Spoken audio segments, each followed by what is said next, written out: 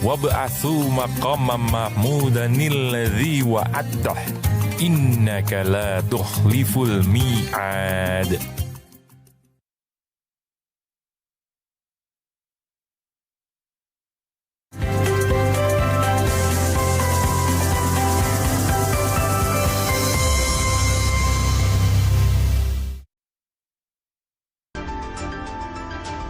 Presiden Prabowo Subianto tinjau langsung warga terdampak gempa bumi di Nagekeo NTT, pastikan penanganan berjalan dengan baik.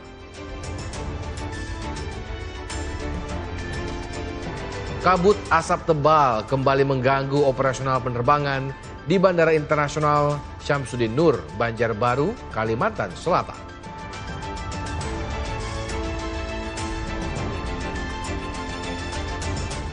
Ribuan limbah medis ditemukan menumpuk di selokan eksit tol Tambak Sumur, Sidoarjo, Jawa Timur.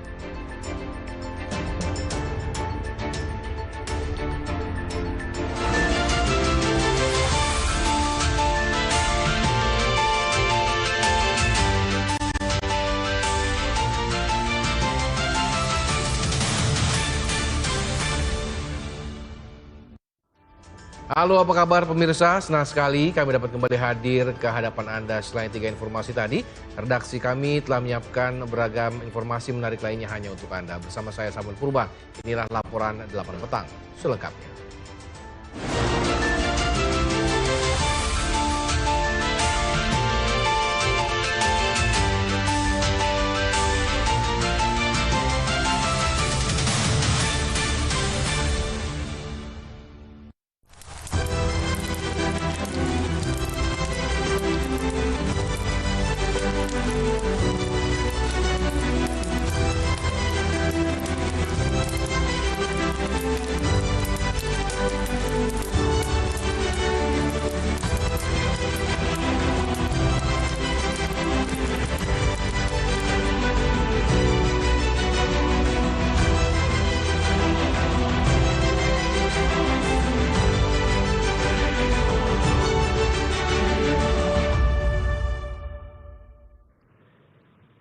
Kita awali informasi pada petang hari ini dari Kalimantan. Kabut asap tebal kembali mengganggu operasional penerbangan di Bandara Internasional Syamsuddin Nur, Banjarbaru, Kalimantan Selatan.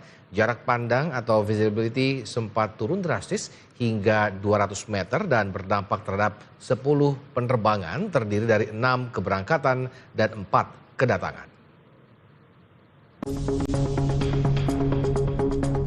Kabut asap tebal kembali menyelimuti kawasan Bandara Internasional Syamsuddin Nur Rabu pagi. Memasuki pukul 6.30 hingga 8.30 waktu Indonesia Tengah, kabut asap kembali tebal hingga menyebabkan jarak pandang di landasan pacu turun tajam. Sebelumnya pada pukul 6 waktu Indonesia Tengah, kondisi cuaca masih cukup cerah dengan jarak pandang mencapai 1.500 meter. 2 penerbangan pertama pun berhasil lepas landas tanpa hambatan. Akibat penurunan visibility tersebut, pengelola bandara mencatat 10 penerbangan terdampak, terdiri dari 6 penerbangan keberangkatan dan 4 penerbangan kedatangan. 1 penerbangan kedatangan bahkan terpaksa melakukan pengalihan pendaratan atau divert ke Surabaya demi alasan keselamatan. Tadi jam 6 pagi itu sebenarnya sudah sempat ada 2 departure ya, berangkat ya, Suprajit sama Siduri. Dan saya lihat sih memang di pagi hari itu sebetulnya cuaca cukup bagus. Dari setengah 7 ke jam setengah 9 ini menurun, kabut asapnya semakin tebal, sehingga catatan kami itu ada sekitar 10 penerbangan, 6 departure dan 4 arrival yang terdampak. Namun per jam 9.44 ini sebenarnya sudah bisa terurai semua dan penerbangan berangsur-angsur normal. Selain mengganggu jarak pandang di area runway, kabut asap juga sempat masuk ke dalam gedung terminal melalui celah-celah bangunan. Pengelola bandara langsung mengambil langkah antisipasi dengan mengaktifkan exhauster untuk membuang udara keluar. Masker gratis juga dibagikan kepada penumpang yang belum menggunakan masker, bekerja sama dengan Balai Karantina Kesehatan. Gangguan penerbangan akibat kabut asap ini menjadi kejadian ketiga dalam kurun waktu 1 bulan terakhir di Bandara Syamsuddin Nur. Laporan Devi Farah, Banjarbaru, Garuda TV. Sementara itu, Badan Nasional Penanggulangan Bencana atau BNPB mengimbau masyarakat meningkatkan kewaspadaan terhadap potensi kebakaran hutan dan lahan di tengah kondisi musim El Nino yang masih berlangsung. Masyarakat diminta tidak melakukan aktivitas yang berpotensi memicu titik api, termasuk membakar sampah dan membuang puntung rokok sembarangan. Badan Nasional Penanggulangan Bencana BNPB mengimbau masyarakat untuk meningkatkan kesadaran dan kewaspadaan terhadap potensi kebakaran hutan dan lahan. Hal tersebut disampaikan oleh Pelaksana Tugas Kepala Pusat Data, Informasi dan Komunikasi Kebencanaan BNPB, Berton Panjaitan dalam konferensi pers yang berlangsung daring pada Selasa 25 Agustus. Berton menegaskan hingga kini BNPB masih menangani karhutla di sejumlah wilayah Sumatera dan Kalimantan. Petugas di lapangan terkendala kondisi lahan yang kering, ditambah terbatasnya curah hujan di sejumlah daerah, menyebabkan api lebih mudah menjalar. Kami tetap juga menghimbau kepada seluruh masyarakat di seluruh Indonesia untuk tidak melakukan hal-hal yang berpotensi menimbulkan kebakaran. Terutama kita tahu masa El Nino ini sangat panjang hingga berpotensi sampai di bulan September pertengahan, untuk tidak membakar sampah secara sembarangan dan membuang puntung rokok yang telah digunakan. Sebelum dibuang, puntung rokok tersebut dipastikan sudah padam apinya. BNPB mengingatkan potensi kebakaran tidak hanya terjadi di hutan dan lahan, namun juga dapat terjadi di lingkungan tempat pembuangan akhir atau TPA. Masyarakat dan pekerja di lingkungan TPA diminta tidak membakar sampah karena api dapat dengan cepat memicu kebakaran dan menimbulkan asap. Polda Kalimantan Barat mendapat tambahan 300 personel BRIMOB untuk memperkuat penanganan kebakaran hutan dan lahan di 8 kabupaten prioritas. Kedatangan ratusan personel BRIMOB ini disambut langsung oleh Kapolda Kalimantan Barat Irjen Pol Albert Teddy Benhart Sianipar di Makobrimob Polda Kalimantan Barat. Ratusan personel BRIMOB akan segera dikerahkan bersama sarana dan prasarana pemadaman ke wilayah yang memiliki potensi karhutla tinggi. 8 wilayah yang menjadi perhatian meliputi Ketapang, Kubu Raya, Melawi, Sambas, Sanggau, Bengkayang, Mempawah, dan Kayong Utara. Wilayah Ketapang, Kubu Raya, dan Melawi mendapat perhatian khusus karena tingkat kerawanan karhutla yang relatif tinggi. Dengan tambahan personel ini, Polda Kalbar kini memiliki sekitar 2.298 personel yang dikerahkan untuk mendukung penanganan karhutla.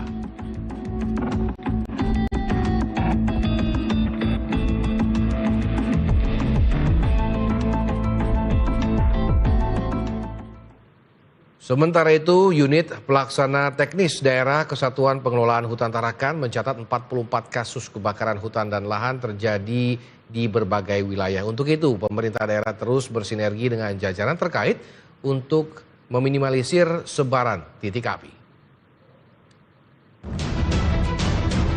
Maraknya kasus kebakaran hutan dan lahan di Kota Tarakan, Kalimantan Utara menjadi perhatian serius tim gabungan penanggulangan karhutla.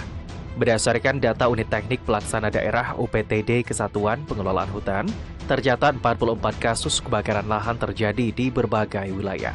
Sebagian besar kebakaran terjadi di luar kawasan hutan lindung, terutama pada lahan semak belukar bergambut yang memiliki karakteristik sulit untuk dipadamkan total. Untuk lahan di luar kawasan hutan lindung yang banyak, termasuk di Amal, karena di Amal itu memang di situ semak belukar dan gambut. Jadi gambut itu karakternya walaupun kita sudah padamkan itu di atasnya mati, walaupun kita anggap asap sudah tidak ada, namun besoknya setelah panas lagi, walaupun pagi matahari panas, memicu untuk menyala kembali dari bawah, akhirnya yang lain terbakar.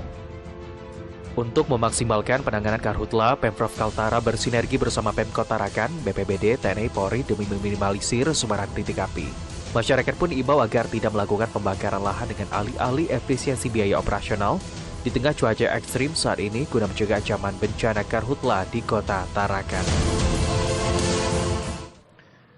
Presiden Prabowo Subianto tinjau langsung warga terdampak gempa bumi di Nagekeo, NTT. Pastikan penanganan berjalan dengan baik. Kami akan kembali dengan informasinya sesaat lagi.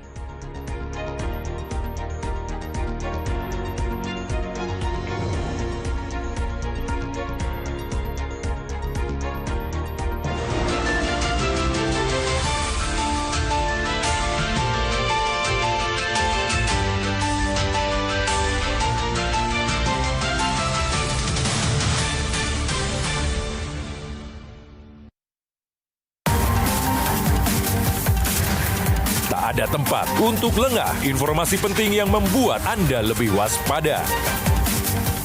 Kriminal Plus 62, Senin hingga Jumat, pukul 4:30 sore. Hanya di Garuda TV.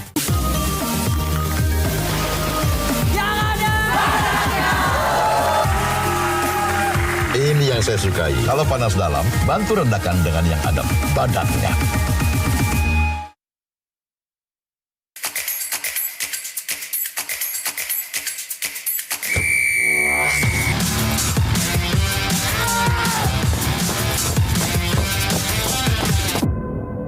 Ngapain kamu lari? Gak usah takut. Ternyata ini ditertibkan ya Pak. Tertib itu bukan buat membatasi, tapi buat melindungi. Tolong Pak! Pak, Ada apa itu Pak? Bapak tenang, segera hubungi damkar. Oh baik Pak, laporan diterima, pemadam kebakaran akan segera meluncur ke lokasi Pak. Terima kasih atas laporannya Bapak.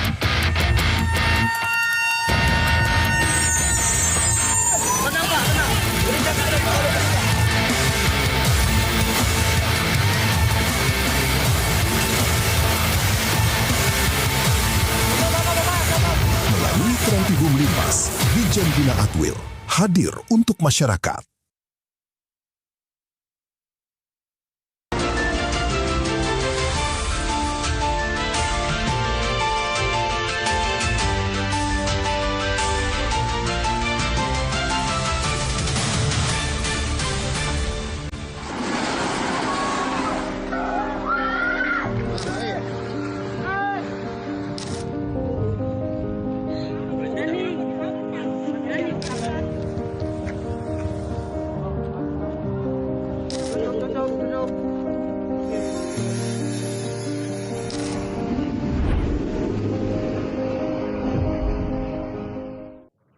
Terima kasih Anda masih bersama kami di Laporan 8 Petang. Pemirsa, Presiden Prabowo Subianto memimpin rapat penanganan gempa di Nusa Tenggara Timur dalam kunjungan kerjanya di Nagekio, NTT pada Rabu siang. Kunjungan Presiden untuk memastikan penanganan dampak gempa di NTT bisa berjalan efektif dan tepat sasaran.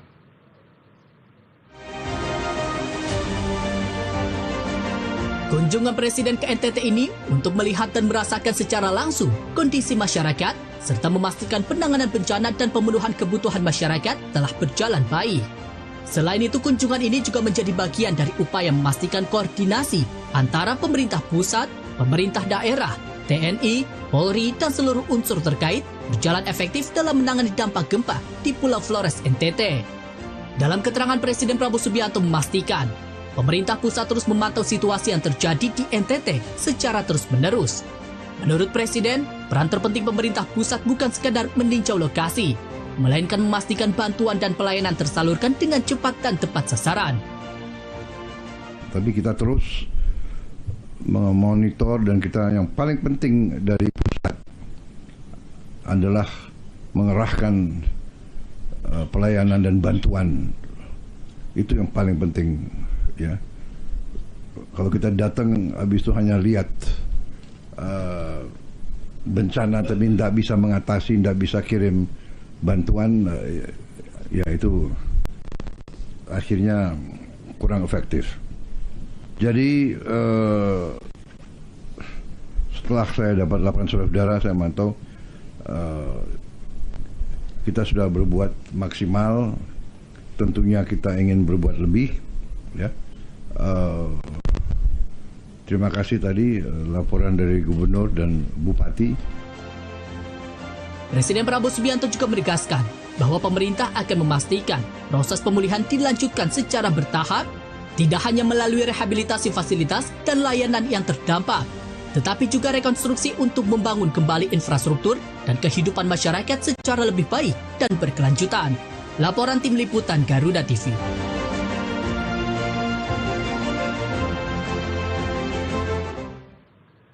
Ya, Presiden Prabowo Subianto meninjau secara langsung kondisi masyarakat terdampak bencana gempa bumi di Kabupaten Nagekio, Nusa Tenggara Timur. Kunjungan Presiden ke Nagekio sekaligus memastikan penanganan dan bantuan pemerintah berjalan dengan baik. Dalam kunjungannya ke Kabupaten Nagekio, Nusa Tenggara Timur, Presiden Prabowo mengunjungi posko pengungsian di lapangan berdikari untuk menyapa masyarakat terdampak gempa bumi serta mendengarkan secara langsung kebutuhan masyarakat. Kunjungan ini menjadi momentum untuk memberikan semangat dan dukungan moral kepada masyarakat di Nagekeo. Menurut Presiden, penanganan bencana tidak berhenti hanya pada pengiriman bantuan. Pemerintah terus memastikan masyarakat dapat kembali menjalani kehidupan dengan aman, anak-anak kembali belajar, pelayanan kesehatan berjalan, aktivitas ekonomi kembali bergerak, serta rumah serta infrastruktur yang terdampak dapat segera dipulihkan.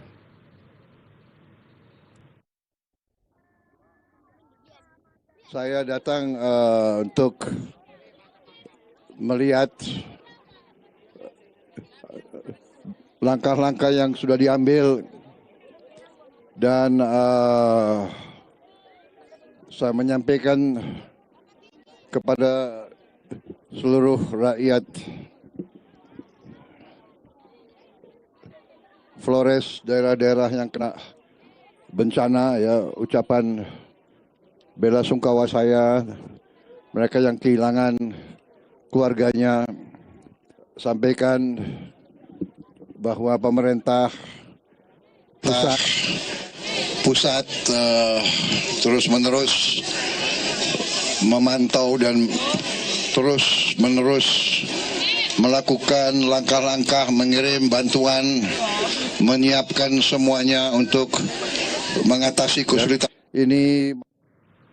Pemirsa, sebanyak 77.912 rumah warga dilaporkan rusak akibat gempa bumi yang menimpa 7 kabupaten di Nusa Tenggara Timur. Tim Kedeputian Rehabilitasi dan Rekonstruksi BNPB kini melakukan verifikasi data sebelum memasuki fase pembangunan kembali. Sebanyak 77.912 rumah warga dilaporkan rusak akibat gempa bumi yang menimpa 7 kabupaten di Nusa Tenggara Timur. Hal itu disampaikan PLT Kepala Pusat Data Informasi dan Komunikasi Kebencanaan BNPB, Berton SP Panjaitan, dalam konferensi pers update penanganan bencana gempa bumi NTT pada Selasa sore.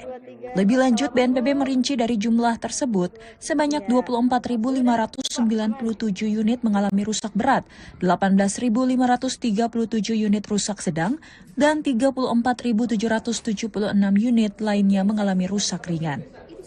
Adapun kerusakan tersebar di Kabupaten Nagekeo, ND, Manggarai, Manggarai Timur, Manggarai Barat, Ngada, hingga Sika. Untuk memastikan bantuan tepat sasaran, BNPB melakukan verifikasi ketat dan pendataan ulang terhadap seluruh bangunan terdampak. Proses ini dilakukan dengan mencocokkan nomor induk kependudukan atau NIK, serta kartu keluarga warga secara by name by address.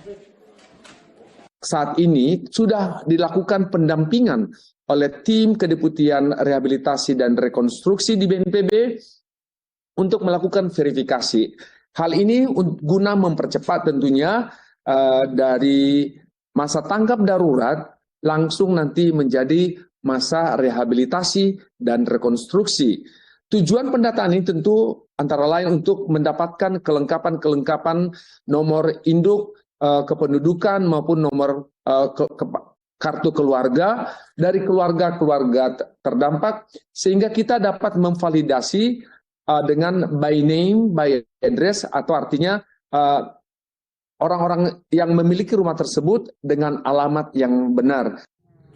Seluruh hasil pendataan nantinya akan dituangkan dalam dokumen rencana rehabilitasi dan rekonstruksi pasca bencana atau R3P sebagai acuan rekonstruksi rumah warga, jembatan, dan infrastruktur publik dari masa tanggap darurat menuju masa pemulihan. Laporan Tim Liputan Garuda TV. Kami belum bisa tembus untuk antar logistik karena sementara penggusuran ini kita didatangi oleh Jenderal Bintang 3, Bintang 2 yang hadir bersama kita hari ini.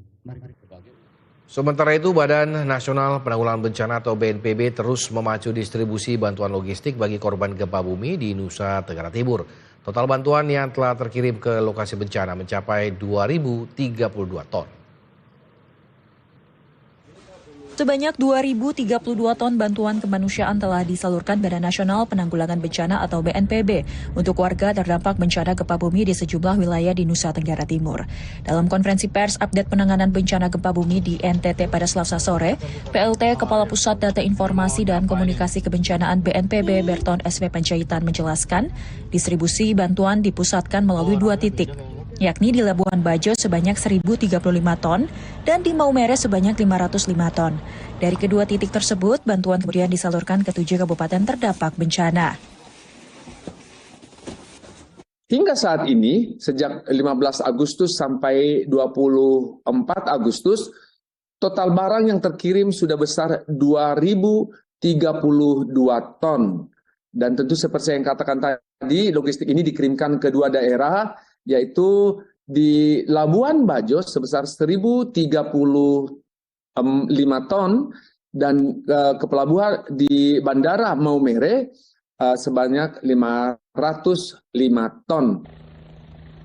Untuk memastikan bantuan tepat sasaran hingga ke pelosok desa, penyaluran dilakukan melalui berbagai moda transportasi secara masif. BNPB juga mengerahkan kapal laut untuk mendistribusikan bantuan ke pulau-pulau kecil, serta bantuan helikopter guna menembus daerah terisolir yang sulit dijangkau. Laporan Tim Liputan, Garuda TV. Iya, mantap. Sudah, Pak, aman. 1, 2, 3, jabat tangan, Pak, bisa? Sip. Oke, keren.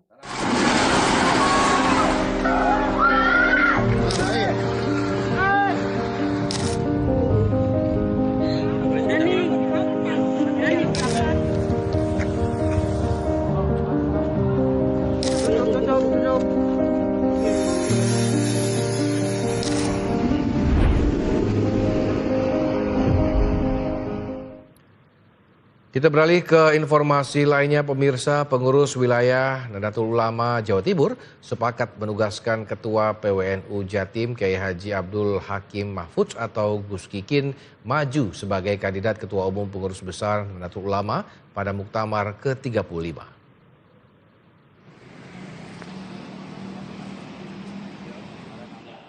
Muktamar ke-35 Nahdlatul Ulama akan digelar di Pondok Pesantren Bahrul Ulum, Tambak Beras, Jombang, Jawa Timur 27 hingga 31 Agustus 2026. Sejumlah nama masuk bursa calon Ketua Umum PBNU yang baru. Salah satunya Kiai Haji Abdul Hakim Mahfudz atau Gus Kikin. Gus Kikin menjadi salah satu calon figur pesantren tradisional di kalangan Nahdlatul Ulama. Sosok pengasuh pesantren Tebu Ireng Jombang ini merepresentasikan otoritas historis Tebu Ireng Jombang sebagai simbol penjaga tradisi klasik NU. Terkait pencalonan dirinya di bursa Ketua Umum PBNU, Gus Kikin mengaku awalnya tidak berniat mencalonkan diri. Setelah kita ada acara konsolidasi di dalam rangka untuk mempersiapkan diri menghadapi Muktamar Nahdlatul Ulama yang ke-35. Ini semuanya dirancang oleh PWNU, bahkan saya sebetulnya tidak banyak tahu apa yang akan dilakukan. Nah ini tapi saya begitu masuk acara lalu banyak saya didahului. Pencalonan Gus Kikin ini menyusul kesepakatan pengurus wilayah Nahdlatul Ulama Jawa Timur. Pertimbangannya sebagai pengasuh Pondok Pesantren Tebu Ireng Jombang, Gus Kikin dinilai memiliki pengalaman lengkap dalam organisasi, pesantren, dan pemberdayaan ekonomi. Selain itu, sosok Gus Kikin dinilai mampu membawa NU kembali berpegang pada konun asasi, memperkuat ukhuwah, serta menjaga organisasi tetap teduh dan guyup. PWNU Jawa Timur menugaskan Kiai Haji Abdul Hakim Mahfudz untuk menjadi kandidat Ketua Umum pada Muktamar ke-35. Ini murni dalam arti tidak ada Ketua Umum untuk Ketua Umum memeriksa Mani untuk ditugaskan untuk PWNU menugasi, memberikan tugas kepada Kiai Abdul Hakim Mahfudz untuk menjadi kandidat Ketua Umum Besar Nahdlatul Ulama periode Muktamar nanti. Diketahui Muktamar ke-35 NU digelar di Jombang, Jawa Timur 27 hingga 31 Agustus 2026. Gus Kikin akan bersaing dengan sejumlah tokoh ulama dari lingkup tradisional pesantren, petahana, hingga Menteri Agama Nasaruddin Umar. Sementara panitia Muktamar memastikan telah memverifikasi 557 pemilik suara atau setara sekitar 97% dari total daftar pemilih tetap peserta Muktamar NU 2026. Laporan Krisna Fajar, Surabaya, Jawa Timur, Garuda TV. Sementara itu, calon Gubernur Bank Indonesia Destri Damayanti menjalani fit and proper test bersama Komisi 11 DPR RI. Dalam visi misi dan inisiatif strategis, Destri menekankan pentingnya koordinasi antara otoritas dalam menjaga likuiditas dan stabilitas sistem keuangan.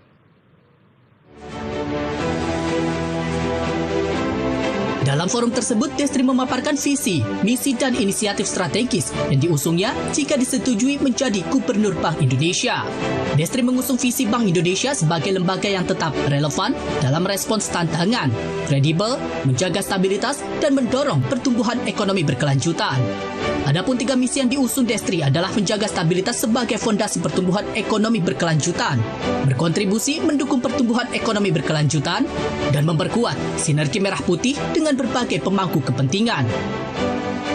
Kami akan menjalankan visi yang ditopang dengan 3 misi dan 5 inisiatif strategis. Visi kami adalah menjadikan Bank Indonesia sebagai lembaga yang tetap relevan dalam merespon tantangan serta kredibel dalam menjaga stabilitas dan mendorong pertumbuhan ekonomi berkelanjutan. Dan visi tersebut akan dicapai melalui 3 misi. Yang pertama, menjaga stabilitas sebagai fondasi untuk mendukung pertumbuhan ekonomi yang berkelanjutan. Misi pertama ini sesuai dengan mandat Bank Indonesia, yaitu mencapai stabilitas nilai rupiah, memelihara stabilitas sistem pembayaran, dan turut serta menjaga stabilitas sistem keuangan dalam rangka mendukung pertumbuhan ekonomi yang berkelanjutan.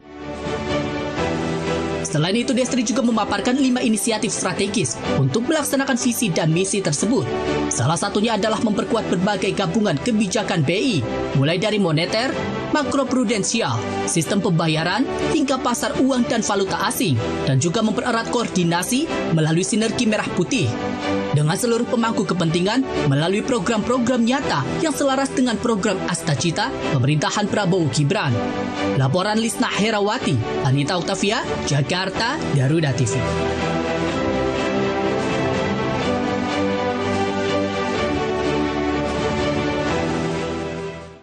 Musim kemarau ekstrim membuat sejumlah wilayah di Jawa Barat dilanda kekeringan. Kami akan kembali dengan informasinya sesaat lagi.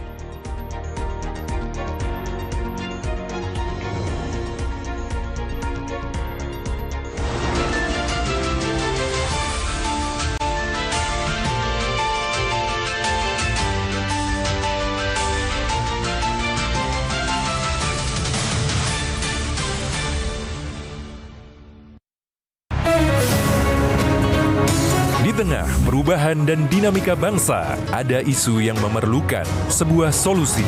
Pemerintah berkomitmen dengan DSI ini karena melihat visi besarnya. Secara utuh, pemerintah benar-benar melakukan efisiensi itu dalam pengertian perilaku hidup sederhana.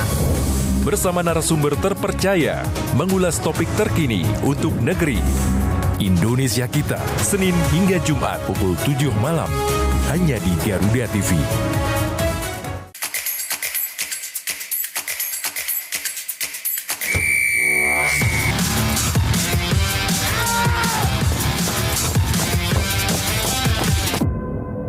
Ngapain kamu lari? Nggak usah takut. Ternyata ini ditertibkan ya Pak. Tertib itu bukan buat membatasi, tapi buat melindungi. Tolong Pak! Pak, Ada apa itu Pak? Bapak tenang, segera hubungi damkar. Oh baik Pak, laporan diterima, pemadam kebakaran akan segera meluncur ke lokasi Pak. Terima kasih atas laporannya Bapak.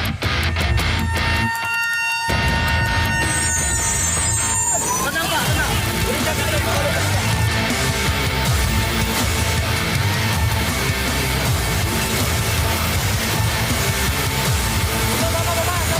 Melalui Trans Tibum Limas, Dijen Bina Atwil hadir untuk masyarakat.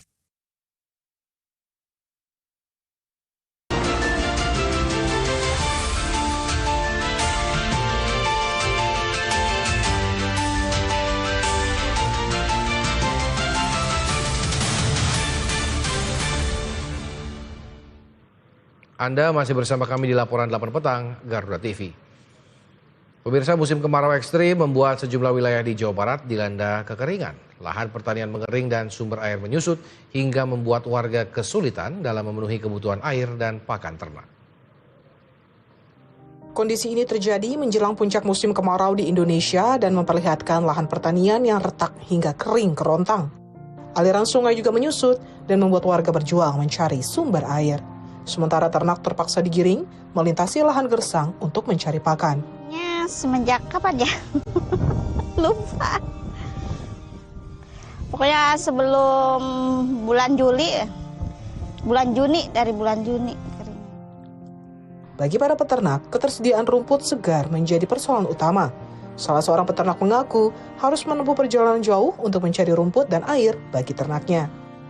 Tak sekedar jauh, mereka juga selama ini harus datang dari daerah lain untuk mendapatkan rumput dan air bersih.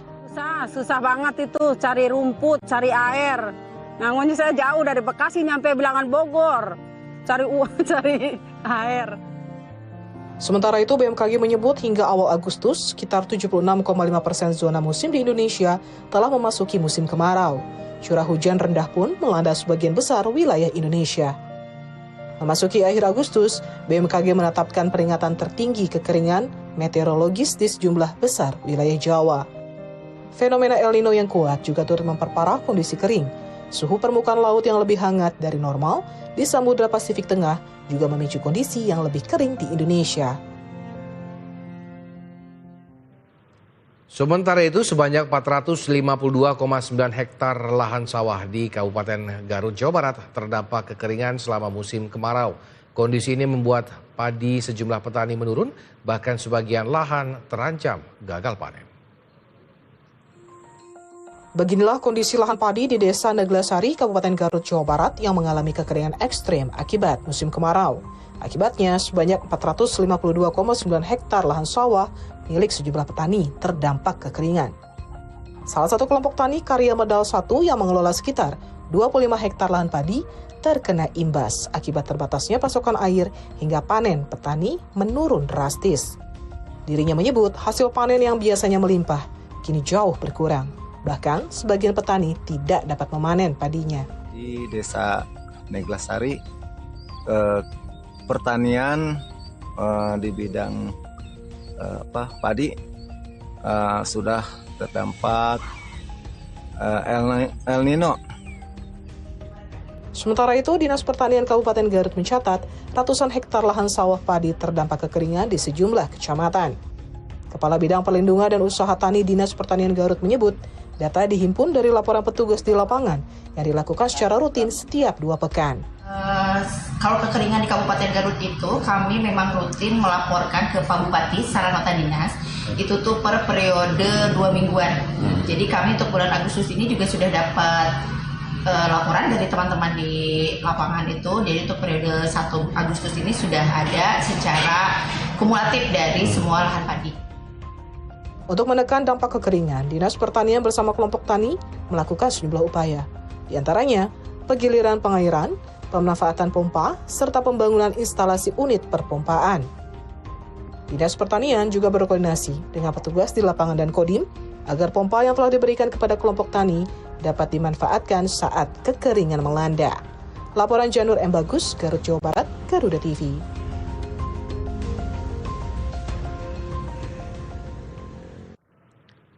Masih dari Jawa Barat, pemirsa, tepatnya di Kabupaten Bandung Barat, di mana air Waduk Saguling di Desa Bojong Helang mengalami surut ekstrim. Namun kondisi ini dimanfaatkan warga untuk menanam berbagai jenis tanaman sekaligus menjadi sumber tambahan penghasilan. Surutnya air Waduk Saguling membuka hamparan lahan di sejumlah titik yang sebelumnya tergenang. Di Desa Bojong Haluang, Kecamatan Saguling, Kabupaten Bandung Barat, warga tak menyia-nyiakan kesempatan. Lahan yang muncul ke permukaan kini dimanfaatkan menjadi area pertanian musiman. Warga menanam berbagai jenis sayur dan palawija, mulai dari cabai, terong, mentimun, pakcoy, hingga tanaman lain. Meski hanya dapat dimanfaatkan dalam waktu terbatas, lahan ini menjadi peluang bagi warga untuk menambah penghasilan. Selain memanfaatkan tanah yang dinilai subur, petani juga harus memastikan ketersediaan air untuk tanaman. Sejak pertengahan bulan 6 lah dipakai lahan yang ditanami ini. Nah, kira-kira ini berkebunnya sampai bulan apa, Pak? Sampai airnya pasang lagi? Biasanya bulan 3, bulan 4 saya naik lagi. Untuk menyiram lahan, petani memanfaatkan sisa air waduk dengan bantuan mesin pompa. Sebelumnya, surutnya air waduk Saguling telah terjadi selama beberapa bulan terakhir. Kondisi ini kemudian dimanfaatkan warga untuk segera menanam sebelum lahan kembali tergenang. Warga berharap tanaman yang telah ditanam dapat tumbuh dan panen dengan hasil baik sebelum permukaan air waduk kembali meningkat. Laporan Nur Aziz, Kabupaten Bandung Barat, Jawa Barat, Garuda TV. Dari Jawa Tengah, kekeringan di Kabupaten Temanggung kian meluas seiring meningkatnya permintaan pasokan air bersih dari masyarakat. Hingga pekan ketiga Agustus, BPBD mencatat 24 titik di 16 desa membutuhkan bantuan air bersih. Kekeringan yang melanda Kabupaten Temanggung, Jawa Tengah meluas seiring meningkatnya permintaan pasokan air bersih dari masyarakat yang mulai kesulitan memenuhi kebutuhan sehari-hari. Kepala Pelaksana Badan Penanggulangan Bencana Daerah Temanggung mengatakan, hingga minggu ketiga bulan Agustus, terdapat tambahan 5 titik yang mengajukan permintaan pasokan air bersih. Sebelumnya, tercatat 19 titik yang tersebar di 16 desa membutuhkan bantuan air bersih. Distribusi air dilakukan secara bertahap berdasarkan tingkat kebutuhan, serta laporan dari pemerintah desa dan masyarakat. Bantuan diprioritaskan bagi warga yang mengalami kesulitan mendapatkan air untuk kebutuhan pokok. Kalau total itu 10 kecamatan, beberapa desa ada sudah. Kalau totalnya kurang lebih di 16 desa, di 24 titik. Memang kondisinya memang sudah nggak ada sumber mata air atau gimana itu, Pak? Dari hasil asesmen teman-teman itu memang sudah tidak ada sumber air dan debit airnya mengecil, dan pemerintah desa juga sudah melaksanakan untuk dari masing-masing penerima manfaat dari PAMSIM masa PMN itu secara bergilir sudah dilakukan pemerintah. Mungkin secara kebutuhan air bersih masih belum cukup. Distribusi air menjadi langkah penanganan sementara selama musim kemarau. BPBD Temanggung memastikan penyaluran akan terus dilakukan selama masih ada masyarakat yang membutuhkan. Laporan Tim Liputan, Temanggung, Jawa Tengah, Garuda TV.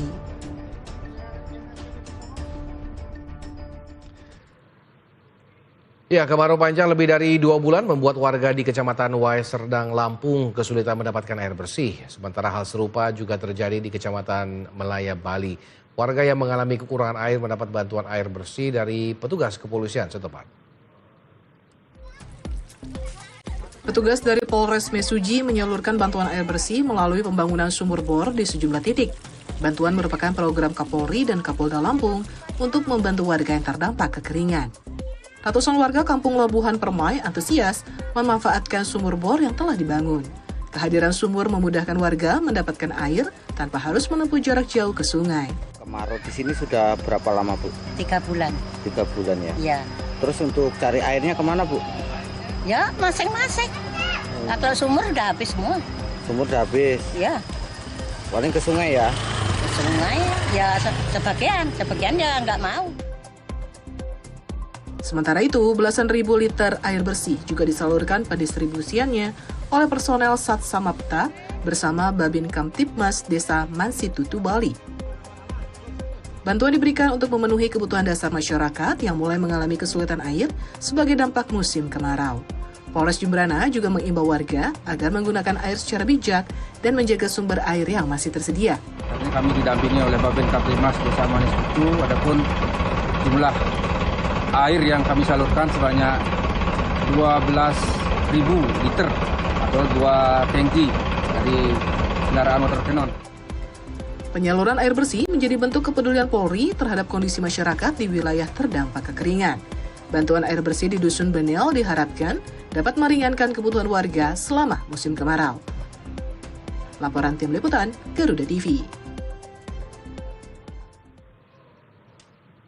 Sanksi pidana menanti pihak yang terbukti membuang ribuan limbah medis di selokan eksik tol Tambak Sumur, Sidoarjo, Jawa Timur. Jangan kemana-mana, tetaplah di Garuda TV.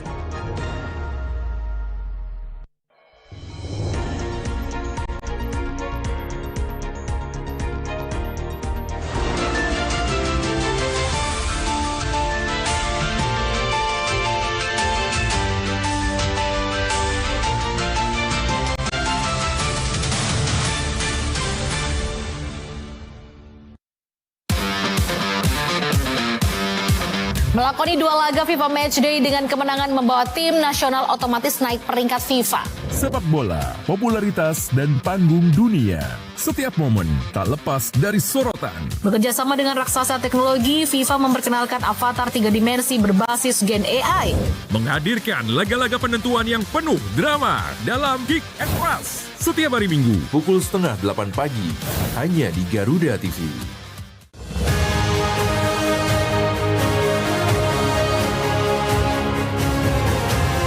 Jangan ikut transmigrasi kecuali bagi para pemberani. Semoga setiap keringat dan kerja keras kita menjadi keberkahan untuk Indonesia. Visi besar dapat untuk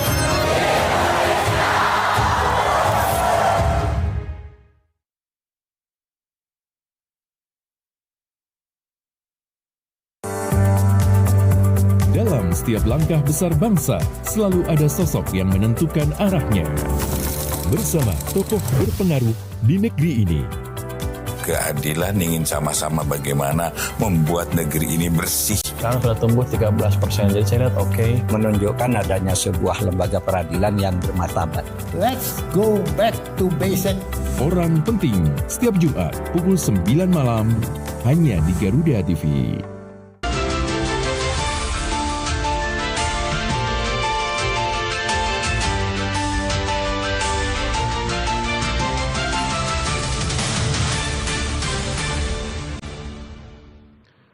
Terima kasih Anda masih bersama kami di Laporan 8 Petang Garuda TV.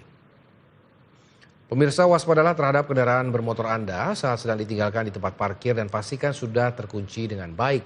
Di wilayah Tangerang, Banten, pencurian sepeda motor terjadi di sebuah parkiran rumah makan di mana pelaku pencurian berhasil membawa kabur sebuah sepeda motor.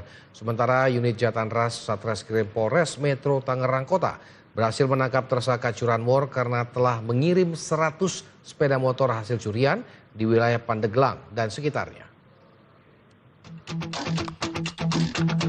Kamera pengawas di sebuah rumah makan di Jalan Kisamaun, Kota Tangerang, Banten merekam aksi pencurian sepeda motor yang dilakukan 2 orang pria. Salah seorang pelaku mengarah ke tukang parkir yang sedang berjaga untuk mengalihkan pandangan dari pelaku lainnya yang sedang menggasak sebuah sepeda motor. Karena aksinya diketahui penjaga parkir, pelaku sempat mengancam tukang parkir dengan senjata api, kemudian melarikan diri membawa motor curiannya. Penjaga parkir sempat berusaha mengejar pelaku, namun karena merasa terancam, pelaku kembali melepaskan tembak ke arah penjaga parkir. Beruntung tembakan melesat mengenai aspal jalan, sampai akhirnya para pelaku berhasil meloloskan diri. Dia masuk, boncengan satu motor 2 orang. Nah setelah itu yang temennya dia ngalihin tukang parkir, bayar parkir untuk ngalihin apa supaya tukang parkir ini biar nggak ngeliat untuk si pelakunya ngambil motor. Tapi tukang parkir itu tetap pantau ke pelaku yang ngambil motor. Si pelaku yang pertama tuh yang bawa motor, dia nolongin juga. Nolong apa bang? Senjata.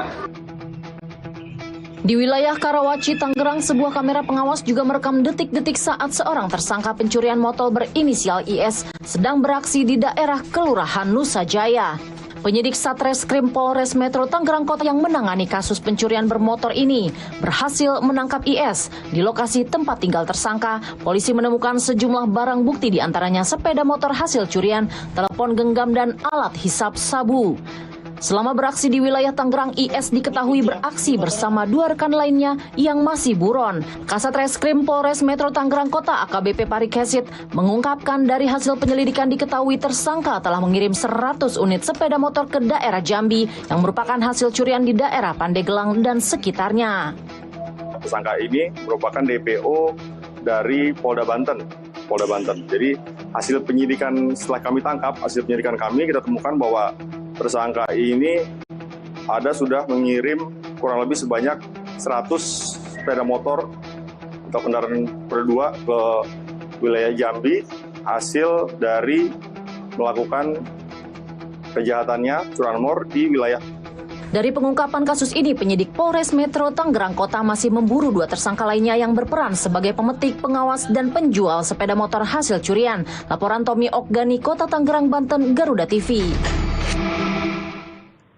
Kita beralih ke informasi lainnya, pemirsa. Viral di media sosial, ribuan limbah medis berlogo RSUD Eka Candrarini Surabaya ditemukan menumpuk di selokan exit tol Tambak Sumur Sidoarjo, Jawa Timur. Namun pihak rumah sakit membantah limbah medis tersebut berasal dari mereka. Meski begitu, Wali Kota Surabaya Eri Cahyadi meminta pihak yang membuang ribuan limbah medis di selokan exit tol Tambak Sumur Sidoarjo diproses secara pidana.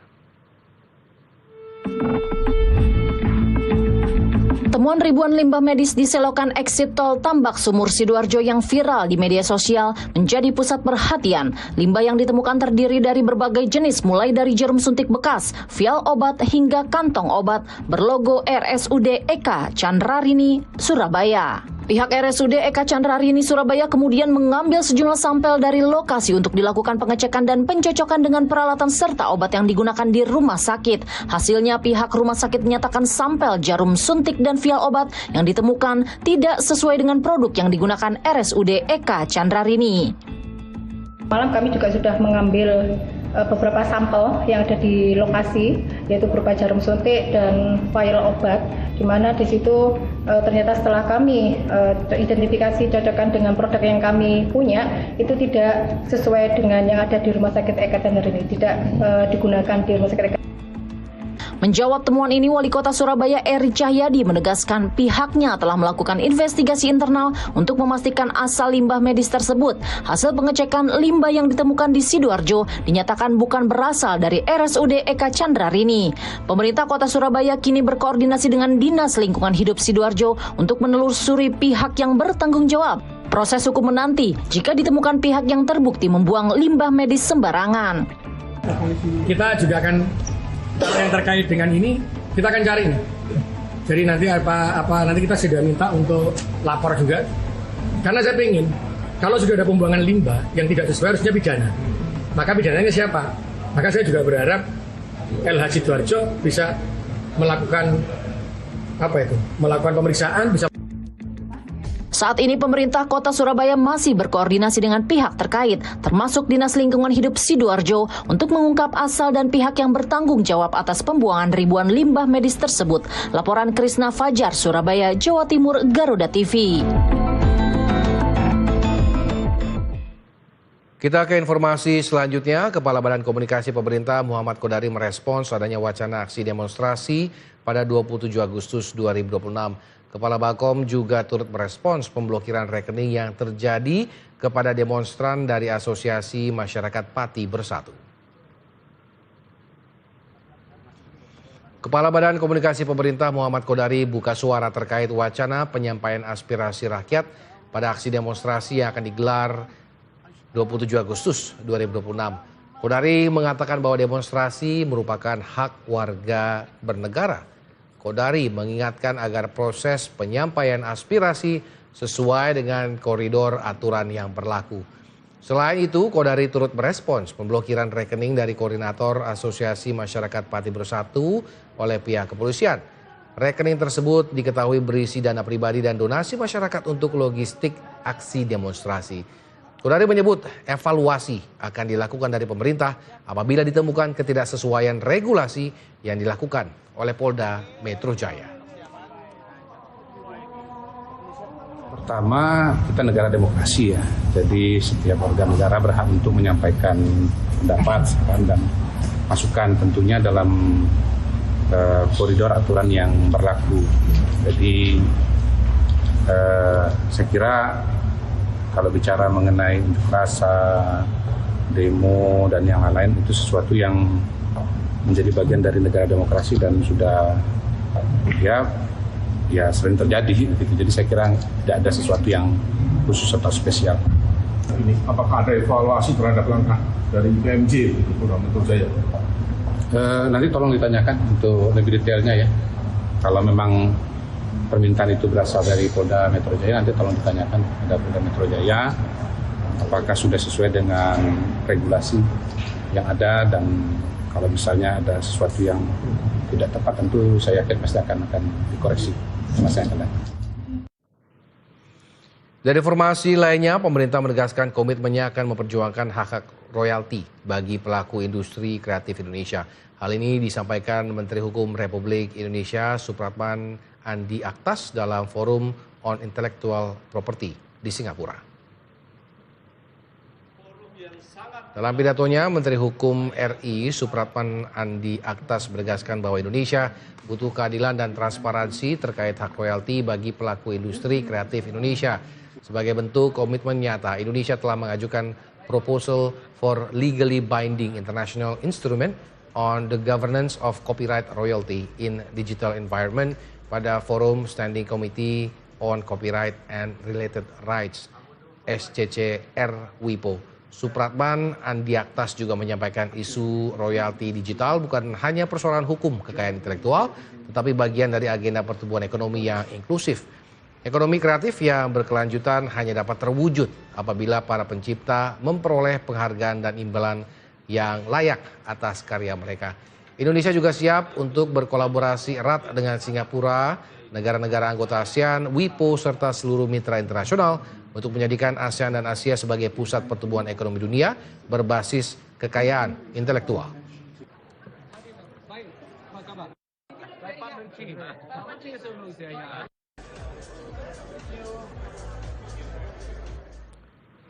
Atraksi cahaya spektakuler, proyeksi warna-warni dan seni media imersif hidupkan kembali situs bersejarah Benteng Jinju di Korea Selatan. Jangan kemana-mana, tetaplah di Garuda TV.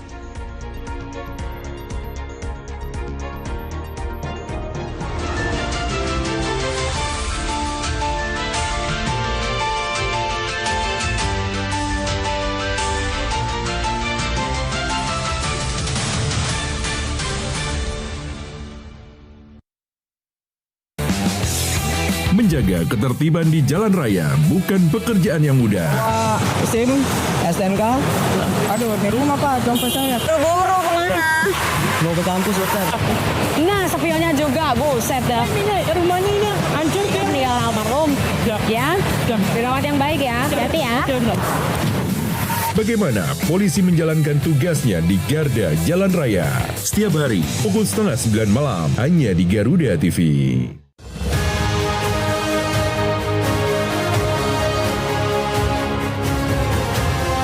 Jangan ikut transmigrasi kecuali bagi para pemberani. Semoga setiap keringat dan kerja keras kita menjadi keberkahan untuk Indonesia. Dapat untuk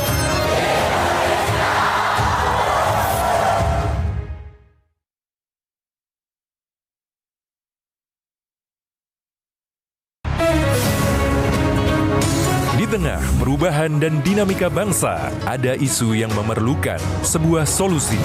Pemerintah berkomitmen dengan DSI ini karena melihat visi besarnya. Secara utuh, pemerintah benar-benar melakukan efisiensi itu dalam pengertian perilaku hidup sederhana. Bersama narasumber terpercaya, mengulas topik terkini untuk negeri. Indonesia Kita, Senin hingga Jumat pukul 7 malam, hanya di Garuda TV.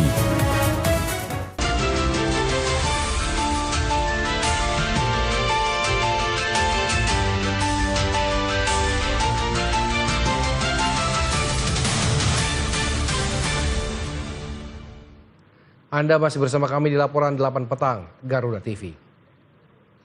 Pemirsa, bagi Anda yang berencana ke Korea Selatan, Benteng Jinju bisa jadi lokasi tujuan Anda di sana. Dibalut atraksi cahaya spektakuler, proyeksi warna-warni dan seni media imersif menghidupkan kembali situs bersejarah tersebut. Sejumlah proyeksi cahaya warna-warni menyinari gerbang Benteng Jinju serta patung Jenderal Kim Si-min di Korea Selatan. Sementara, pohon-pohon di sekitar benteng dihiasi lampu LED dan jalur jalan diterangi lampu lentera. Perpaduan cahaya dan seni media imersif menciptakan suasana malam yang meriah, sekaligus memberikan pengalaman berbeda bagi pengunjung yang hadir. Mengusung tema Gaonori Jinju Forest Map, acara bertajuk 2026 National Heritage Media Art Jinju Forest berlangsung mulai 14 Agustus hingga 6 September 2026. 여기가 고향이었다가 다시 오랜만에 찾아왔는데 오늘 너무 멋있고 불빛들도 너무 많고 여기 미디어 아트로 하는 이 행사 자체가 너무 신기했어요.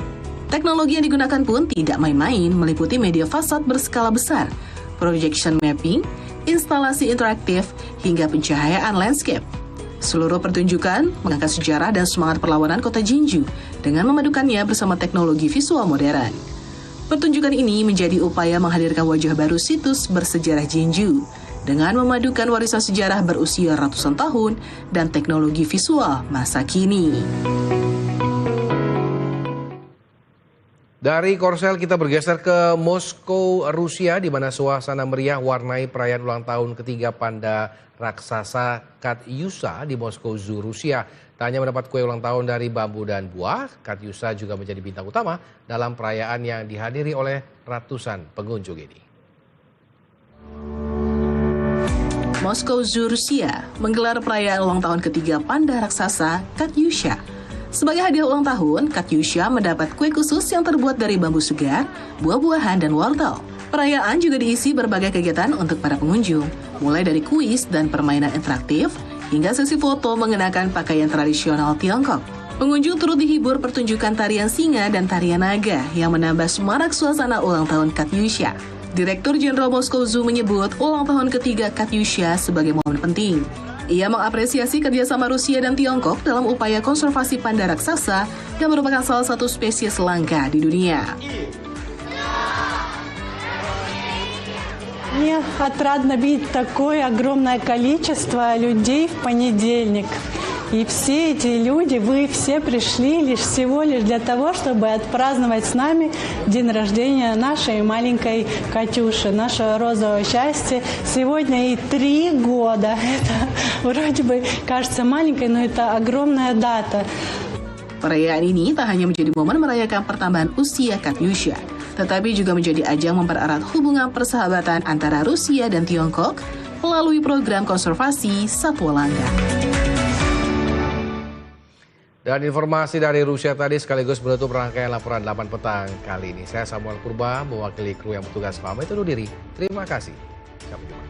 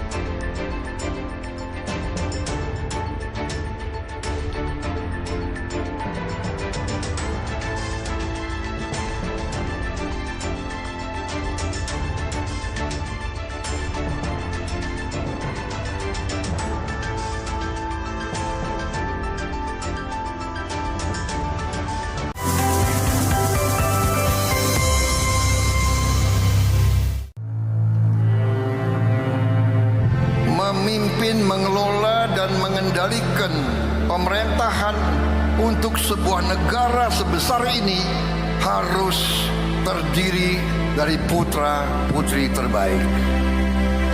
Bangsa Indonesia ini akan menjadi bangsa terkaya di dunia. Syaratnya adalah apabila bangsa Indonesia bisa bersatu.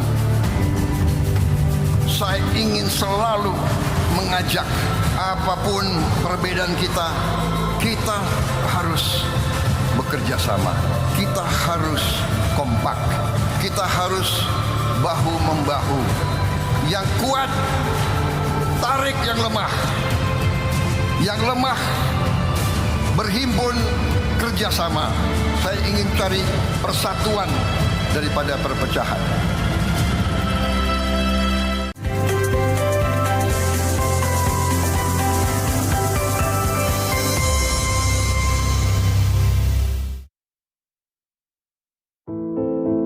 Tidak selalu kita tahu apa yang sedang dihadapi seseorang, namun sebuah perhatian bisa membuat hari yang berat terasa lebih ringan.